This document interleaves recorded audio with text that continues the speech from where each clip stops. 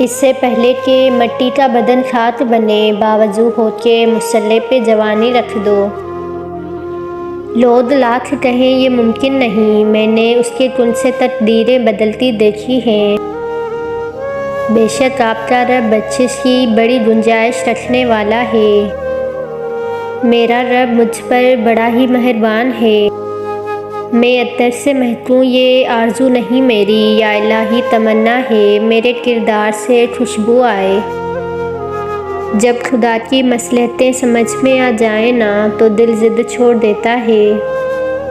قرآن وہ آئینہ ہے جو انسان کو اللہ سے ملاقات کے لیے تیار کرتا ہے۔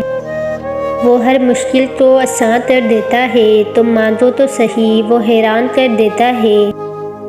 نیکیاں کتنی بھی ہوں کام نہیں آئیں گی، حشر میں پچھتائیں گے ماں باپ کو ستانے والے۔ اللہ ہم سب کی مشکلوں کو دور کرے۔ استغفار کا سفر عروج کا آغاز ہے۔ وہ اسی کو میسر ہوتا ہے جو اسے پانا چاہتا ہے۔ وہ جو چاہے تو کیا نہیں ممکن، وہ نہ چاہے تو کیا کرے کوئی۔ سب سے پہلے دعا، اس کے بعد صبر، اس کے بعد یقین، پھر انشاءاللہ سب بہترین۔ ایک اللہ ہی ہے جو ہر کسی کا پردہ رکھ سکتا ہے بس۔ اے اللہ آپ میرے ہو جائیں اور مجھے اپنا بنا لیں۔ وہ گناہوں کی خیانت کو بھی جانتا ہے۔ قبولیت کی دیری میں اللہ کی آزمائش پوشیدہ ہے۔ بس ایک اللہ راضی رہے، دنیا کا معیار تو بدلتا رہتا ہے۔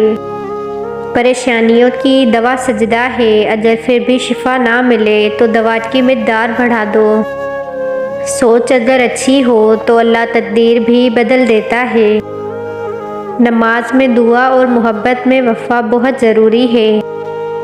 میرا رب مجھ پر بڑا ہی مہربان ہے، اور اللہ اپنے بندے کو بکھرنے سے پہلے سنبھال لیتا ہے۔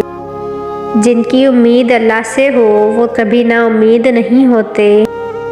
وہ آزماتا بھی ہے اور نوازتا بھی ہے، اس کا ہر انداز خوبصورت ہے کیونکہ وہ رحمان ہے، رحیم ہے۔